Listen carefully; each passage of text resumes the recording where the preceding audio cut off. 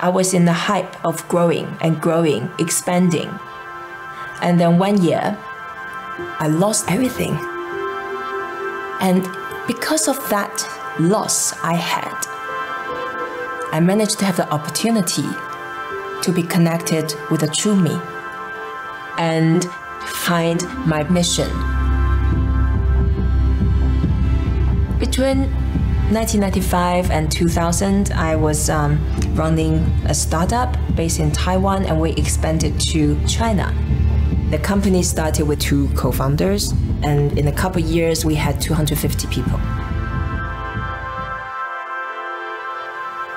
I left the company I co-founded because I believe that this decision would prevent the unnecessary conflict when the company at that moment needed solidarity.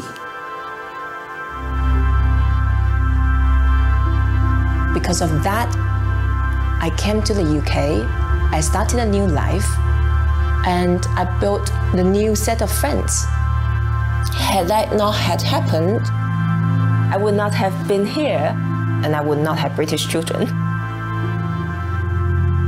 So, I really didn't lose anything.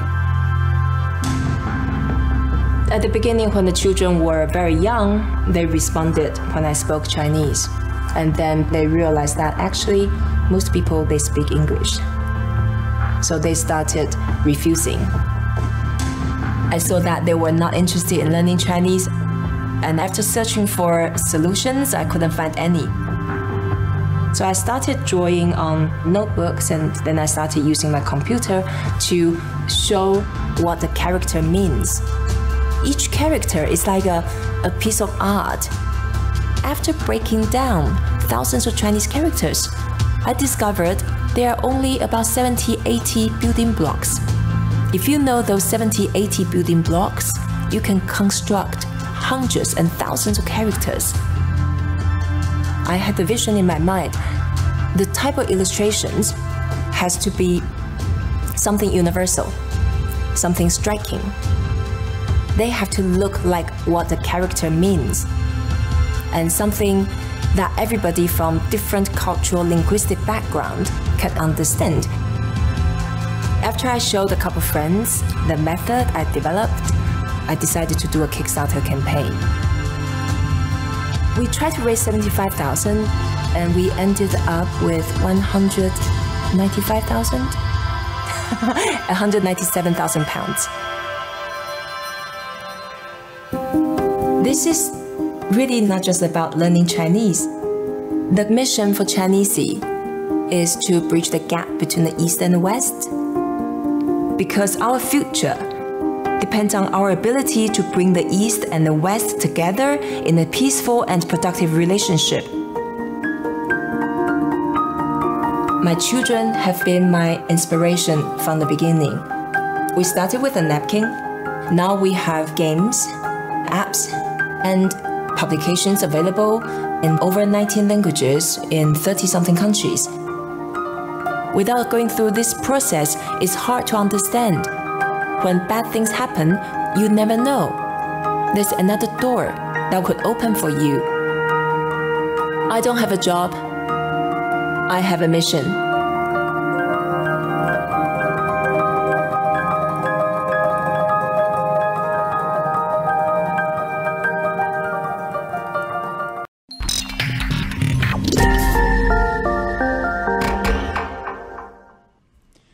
Hello and welcome to the show. Well, it could be the key to world peace. It could, in fact, bring us apart totally. It could be behind the greatest, most beneficial developments in mankind that we've ever seen or even ever been able to imagine. Yet no one can tell us when this it will actually ever eventuate. In its simplest form, it is AI. But it's so much more than AI because it's morphed into something even more powerful. And that's what we're going to explore in our time together with Rita Arrigo, who is the Chief Digital Advisor at Microsoft, who focuses on emerging technologies like AI, also holographic and cryptographic technology. How about that? G'day, Rita. Thanks for your time. It's a complete pleasure, and thank you for such an exciting intro. Well, I was staggered with the research, and that's what we're going to talk about. Obviously, I've had to research this quite heavily because talking to someone like you who is a worldwide authority on not just AI, but when I got into holographic and cryptographic technology, I got totally lost, I've got to tell you. Well, some of the stuff's actually going to really dramatically affect the real estate and property market. So, Yeah. yes, I'd love to share with you a I bit can more of this stuff. see that. Well, let's start at basics. Tell me, what is AI in its simplest form? Well, for me, AI is the ability for us to use computer vision to see. So computer vision has really changed nowadays, and it allows us to actually not just look at video footage anymore in the way we used to, but actually interpret it so that we can know what's going on in that video and understand objects in the videos and space in the videos. So being able to see is a very important part of AI. Then there's the ability to be able to interpret. So the way it can do understanding of language and understanding of how to act as well. So you start to hear about things like digital assistants and bots, and then also starting to learn about machine learning and prediction. So there's those other elements that kind of get brought in as well. And so when you mix them all together, there's like a real transformation that can occur. I really want to get into that predictive analytics as well, and how we work with bots and what are bots. I know what bots are, but I mean, let's really try and dig into that. Can I ask you, because this is a property program, how is the property industry using AI? Well, we've had a lot of people using AI around predicting the price of property in particular areas. That we have this kind of very sketchy way we figure out pricing, and being able to use machine learning to understand and do prediction around that. It's also around really big areas around property maintenance, to be able to predict failure of appliances, air conditioning, machinery, those kind of things, so we can better manage it. Also around being more sustainable, so that we can predict energy usage, etc. And there's the emergence of the smart home with a lot of this technology where digital key locks, the ability to talk to your lights, all your appliances connected to the internet, those kind of things. And I think the other area is this area of big data or data science, where we're starting to be able to predict using social and other forms of data what's actually going on in the neighbourhood. So I was actually at the launch of Global Smart Cities, Women in Global Smart Cities, this last week, and I met this Victorian company, Amazing, called Neighbourlytics, and they actually will analyse everything that's going on in your neighbourhood, so that if you're looking for a place that's specifically great for kids, then you know a lot more about the neighbourhood. So not much more richer data about what's going on in the area, which I think you wouldn't pick up other than what we used to do is probably walk down the street. Yeah, it's really interesting that you say that, because I think, as I sort of hinted at the start, that AI is all around us, and we're just becoming used to understanding that is AI. That's what it's all about, this predictive stuff and being able to tell who's at our doorstep across the internet. I heard a term recently called the Internet of Things, and I wondered what that was, but that's obviously what we're talking about here, isn't it? The Internet of Things. The IoT, when you've got devices connected, and then the devices can be connected in so many different ways. So you can connect a device so that it can see who's in your house. It can help you open the doors. It can help you figure out the temperature of your plants and make sure they've got enough water. It can help you figure out whether to shut the blinds at a particular time, because it's going to save you a lot of money and energy, because your house is going to stay cooler. But open the blinds so that you don't have to light it. So a lot of these kind of environmental IoT. The first gang I met was a guy that was actually learning using IoT to open and close his chicken coop so that he could get the chickens in and out. So it's a real a groundswell, like people just really get into it. And it's not highly, it's got a real kind of following. It's kind of like a bit of a do it yourself thing where people want to learn about it and really implement it into their homes, as well as the real high tech, where people just build these high tech smart homes that are all IoT enabled with AI that can predict things. I remember reading once, right back, it might have been several years ago, about smart fridges and how they could analyse what's in there and then actually, without you even getting involved, reorder the eggs get delivered, or the milk or whatever. It just tells you what you're running out of. And that's at its very basic form, isn't it? That sort of Internet of Things. Yeah, well, in the old days, I used to laugh about, I was at Telstra when they made the first internet fridge, and it was just a browser on a fridge that you could browse the web. Yeah. And it was like, wow, that's awesome. But now we do put cameras inside them, and you do know what's in your fridge, and you can connect that to a stock chart, and you can start to ordering it. But, then there's stuff like the washing machine that will order its own washing powder and all that kind of thing. So definitely the automation of the home and reducing some of the maintenance costs associated with it is something that IoT can deliver. Yeah, IoT, of course, apart from just these very basic things, can also be very beneficial for us. And I don't know how real this is, but I read somewhere about a mirror that could actually detect on our skin when there was something wrong, pick up like an early device to see if we've got any skin cancers, or even read our eyes to see how healthy we are, and then communicate directly with our doctor. Is that a reality, Rita? You know what? It actually is. I've got this futuristic bathroom I sometimes talk about.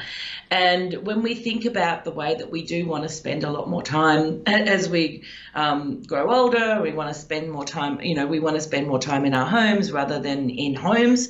And so it's about trying to create that feedback loop so we always know what's going on. And so it's definitely can do that early detection of a whole range of different issues and keep us healthier. So that stuff's quite exciting. Yeah. Now, correct me if I'm wrong here, because I'm going to take you into an area that I have very little knowledge about. But AI can be described in different ways. I understand it was virtual reality, which was the start, then augmented reality, and now we're into something called mixed reality. Can we talk about that journey? Did I get that correct, by the way? Yeah, I suppose it's more when you think about holographic computing. So, we all started, have you ever used a Google Glass and walked Google and walked through a property? Yes. Right? And so we started to experience that on our mobile phones, and Microsoft took it one step further, where we developed mixed reality, which is actually a device that you wear, and it overlays holographic images into the physical space. So, for example, the company I was talking to you about, Hologram, who are an amazing group of architects that believe that that architects design, they wanted to debunk the theory that architects design things that are too hard to build. Right? Yep. And so, because they're always designing these like fabulous stuff and takes 6 months of assembly. But what they could do now is they could wear the HoloLens, for example, and it would provide a digital grid. So they no longer needed to measure, cut, ruler, strings, all that kind of stuff. And they could actually start constructing that way. And so that is an example of mixed reality. The other example is like to be able to overlay what your new kitchen might look like. So, for example, back in the 70s when my mum got a kitchen, we had this amazing sketch artist come over and he drew a picture of our kitchen. It was like the most exciting day ever. Well, imagine now that we will be getting a holographic version of our kitchen and be able to walk around it and see what it looks like, and then perhaps place that order with Bunnings. These are the kind of things that are going on with mixed reality. Yeah, I'm going to provide a couple of links at the bottom of this interview too, but I do want to play a video, the one that you just mentioned about that Australian company doing great stuff with HoloLens. Is it HoloLens? Yeah. Correct. But down below you'll find a couple of videos to go and have a look at. One is about designing a kitchen, which Rita mentioned, and also the other one is about building safer cars. But I want to just now go to a video that will play, which is... tell me a little bit about this company. What are they doing, Rita, building this brick wall? So what they're doing is it's a Tasmanian company that have a passion for bricks. Like they really love bricks. But when they create these complex brick walls, they take a lot of measuring and a lot of planning and all this kind of stuff. But now they wear the HoloLens and they can create these more complex walls without all the complex measuring that comes with that. So it was like taking a very traditional company and putting a modern edge on it. But I think what's also exciting about the HoloLens, and perhaps in some of those discussions we were having earlier, is that as we become more comfortable with AI and mixed reality and these crypto technologies, we're going to want to perhaps learn new skills, be able to do new things, and be able to participate in this new economy.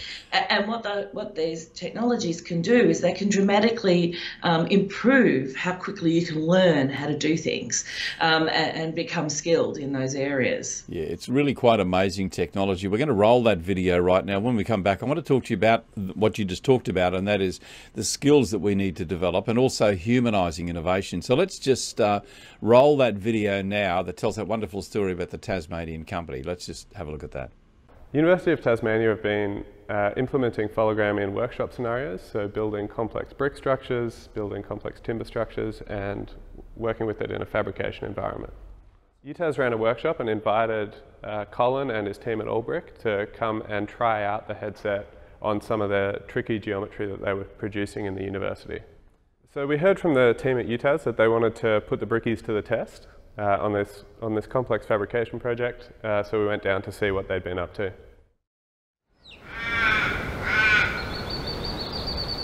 There isn't a single brick on there that lines up to anything. Every brick is different. This would take you like 2 weeks. Yeah. For one guy, and a lot of that would have to be, made up. Do you know what I mean? You're not going to get it exactly like this would be. UTAS provided a design model, and Colin used Hologram to turn that into a holographic instruction set. This lets Colin see the outline and precise placement of every single brick in the wall. Aside from using Hologram as an instruction set, Colin was also able to use it to train his apprentices. So that's all the bricks, right? Yep. So see how you are here. That one's good. Yep. This one here shows it's got to come round. So just treat that like you do your string line all the way around. So hit that back. It took us 2 brick layers, and it took us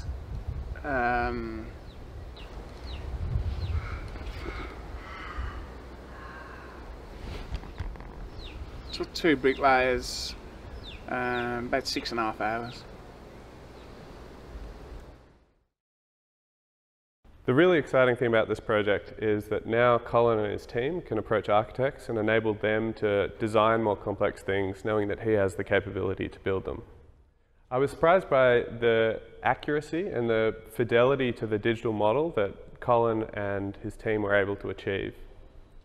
I'm really looking forward to seeing how Colin can work with architects to develop more complex structures that are even more challenging than this one and build them at a larger scale in permanent projects. I once seen a program on John Lennon, and he reckons every song that he made, he used to get scared that I'm going to stop now because I'll never make anything better than that, That's how I'm thinking, it's time to stop. I'm nervous that I can't make nothing better. Rita, just watching that, what amazes me is that if you really think this through, that technology allows builders, architects to see where there are problems before the construction even starts. So it's actually going to be a great cost-saving tool, I would imagine. Absolutely. And I think that a lot of that planning and measuring and that kind of stuff is sometimes, has elements of error, all those kind of things. And definitely, so one of the key drivers around using mixed reality in construction is cost reduction as well. So it's definitely... Yeah, I think less when you accidents as well. Yeah, when you jump down and have a look at those other couple of videos, you'll see exactly what we're talking about there. In almost predicting where. I think in one video, they've got the ability to actually put I think it was a medical one that I was watching, where they were able to put all of the equipment in and then see where the lighting needed to go and say, well, we need to move that vent, we need to do this. So that was all, even before they started construction, even at the early planning stages, they could see what modifications they needed to make. Because quite often we see people having to come back, or builders having to come back and make changes because of something that they didn't see in the original building. Yeah, it's true. And you know, I have a colleague that says that mixed reality allows you to see the unseen. Yes. And in a lot of ways it really does, because it actually allows you to place yourself in a real world and be able to walk around that and see stuff that you'll only see if you were really there. So yeah, it's definitely allows you to have that foresight of what it would be like. In the research, I watched a lecture that you gave on humanizing innovation, and you talk right up front about the need to have fun, and I think that sort of comes through in everything you do. I mean, you obviously love what you do, and this really excites you, doesn't it? Yeah, it does, and I think, you know, we have had some, you know, we've gone through the Industrial Revolution, our lives have been complex, we're on hold for 40 minutes on contact centres sometimes just to find out what's wrong with our mobile phone, you know, and like we do need to make life more fun and bring back the creativity and, you know, these kind of the IoT, the maker in us, the slow food movement, all that kind of stuff. And I think a lot of this freeing up of our, you know, intellectual capacity to do things that is, you know, more exciting than and giving more to the machines is actually something we've thought about for a long time. But as the technology's now evolved, it's something that's actually real. So I definitely think it's going to make our lives more fun. I remember going way back, because I'm pretty old, as you can probably tell. But, you know, when we first started to talk about machines and bots, I don't think we were talking about bots in the early days. It was always about machines, how they're going to replace us as human beings. There'll always be tasks, though, that human beings have to do. It seems to me, and you touched on this earlier, about the new skill set we need to develop to work better with bots. And I understand it's called the missing middle. What do we need to do to prepare for that? You know what? I think it's probably more an attitude thing, and it's you know. And I started my life on radio as well, doing a radio show called Bite Into It. It's in its 25th year, but it was about trying to reduce techno fear, like, you know, don't be scared of the machines, embrace them. And I think that's why it's that cultural thing that's really important, because if you're open to learning new things, then you can embrace it as well. But I do think it's definitely a new way of learning and a new way of being able to think about things, and it's a renaissance of you know, looking at smarter information that we haven't had in the past. So in the past it was about books and it was about reading, not to say that none of that is useful, but now we have this ability to become so much more immersed and to know about what's going around in our spaces, and it really will help us to learn a lot faster than we did in the past. So there is a wonderful thing about making mistakes, though, isn't there? I mean, this was the way to learn, is that you'd make a mistake, and it was only ever a fault if you didn't learn from that mistake. AI seems to be taking us into an environment where it's going to be harder to make mistakes, because that intellect will be there to help us through those processes. Is that a good thing? I don't know. You know, even a company like Microsoft, our first bot we launched onto the internet, it was a mistake. It turned racist within 2 days of being launched on Twitter because of the way it was being trained by human beings. Yes. And so we learned a lot from that. We learned how to, you know, train digital assistants and bots, and how to make them less biased, etc. So, and I think the nature of AI is quite experimental. So we're always failing and learning fast and that kind of stuff. So there's definitely, and I think that is becoming even more part of our way that we're building this technology, is that there is this whole idea, instead of trying to, you know, build 2 years of something, you build something small launch it, see if it works. If it fails, then at least you've learned something and you move to the next thing. So I think AI helps us to test our ideas faster and see if they work, and then be able to pivot and adjust. Yeah. From that experience, that first experience you talked about with Microsoft and the first bot that you developed, turned sinister so quickly. From my understanding, correct me if I'm wrong, AI is unlikely to exhibit any human emotions like love, like hate, and I'd imagine even right and wrong. It's got to be fed that information. I guess it's going to do what it's designed to do, or it's programmed to do. And I believe, and once again, I really would value your opinion on this, therein lies a big problem. Because if AI is programmed to do something devastating or even something that's beneficial, but it's programmed to use any means of achieving that goal, that can't be good, can it? How do we protect that? Yeah.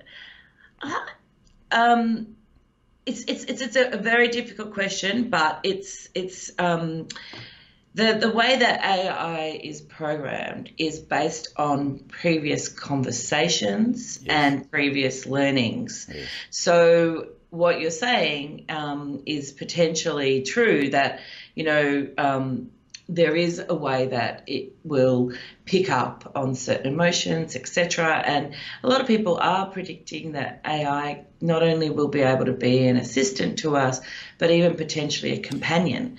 And that's because of the way it remembers conversations and will remind you to do things like, you know, take your daily tablet or get some fresh air or relax or breathe.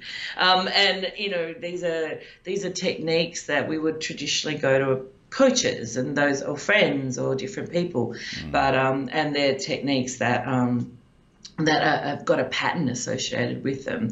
But I think AI going evil, it would have to be quite a dramatic thing to happen. I have thought quite a lot about that, and I do think it's a bit like raising kids. You know, we influence how children will grow up. We influence how we talk to them. We educate them as parents, and I don't see this as anything different. I mean, there will be elements of people who want to use this for bad, but that's not a good enough reason not to develop it, in my view. There's so much good that can come from this, and we have to accept that that's one of the risks, I think. Yeah. And you'll notice that there's a real rebirth of the ethics and bringing back people who think about ethics and bringing those people back into the business and looking at we have a whole ethics framework around transparency and bias and, you know, analyzing the way it works. And that's going to be a really, really important part of organisations who are working in this space, having an ethics framework. So there'll always be a way to be able to figure out if what you're doing has got an element of good associated to it, and you know, we're about to. It's quite a dramatic topic, and it's probably one of the areas that you've seen people stop talking about automated vehicles, rather more self-driving cars, because the thing is that automated vehicles makes more sense than actually being able to give complete control to cars, because they're going to have to make these kind of decisions that are really, really difficult to make, and it's going to really disrupt the current models that we have in place, where it's actually the driver that's responsible for the safety of people in cars versus the car. So there's a lot of thinking we need to do around that space to try and figure that out. I was in California only a matter of a couple of months ago, and I saw my first ever on the freeway a driverless car, or what do you call it? Automated. Driverless car. Yeah, driverless car. It was freaky. It really was, because it came up and the guy was actually watching a video, and he was the only person in the car, and it was just driving expertly, just moving from lane to lane. And there was no. So I actually followed him for a while just to see, or we did, just to see how it went. But it was quite amazing. I am so conscious of your time. I know you have to go. Give me a 30-second or a 1-minute snap on what you think AI will be like in 10 years' time. What are we going to be doing? Oh, wow, 10 You got years. 1 minute. You got 1 minute. I love this question. You've really made me think on my toes. I think it's probably going to give us more time for us to do the things that we love. Oh, yes. So it's going to take away a lot of those boring things we have to do. Our expenses, our travel bookings, booking meeting rooms, finding a car park, getting that fixed. Yes. Like a lot of those things that are, we just suck up so much of our time. Learning new things, looking at the way something will look like in the future, like, being able to walk around something, being able to also go back in time, a lot of these kind of things. And I really do believe that AI will be quite transparent to us. So it'll be quite an ambient environment, but with just making our lives so much easier in terms of, the kind of things that we need to get done. And taking advantage of computer vision and taking advantage of machine in learning and prediction to be able to create better paths for us in terms of being able to have fuller, more emotionally rich, greater experiences than sometimes our busy 12-hour work days can deliver. So I'm looking forward to that future, because I think at the moment one of the most precious things we have is time, and how do I get that time back? And that's one of the things that I really look forward to in the future, and being able to have more time in my day to do art and creativity and thinking about things and reminiscing and relaxing and meditating, all those things, and living longer. So And speaking of time, we are out of it. Thank you so much, Rita. It has been an absolute delight talking to you, and I just love your enthusiasm for this thing called AI. Thank you I think it's wonderful. All right. And, Rita Arrigo is the Chief Digital Advisor at Microsoft. We thank them so much for their time and for Rita's time. Rita, thank you so much. We'll talk again soon. We will. Bye-bye.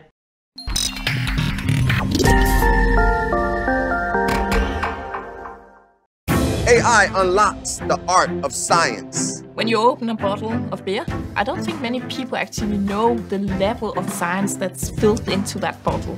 Back in time, it took Carlsberg several years to produce a new beer. But using Microsoft Artificial Intelligence, we will be able to detect new flavors in a split second and develop better beers faster. With AI, we redefine what's possible. So cheers!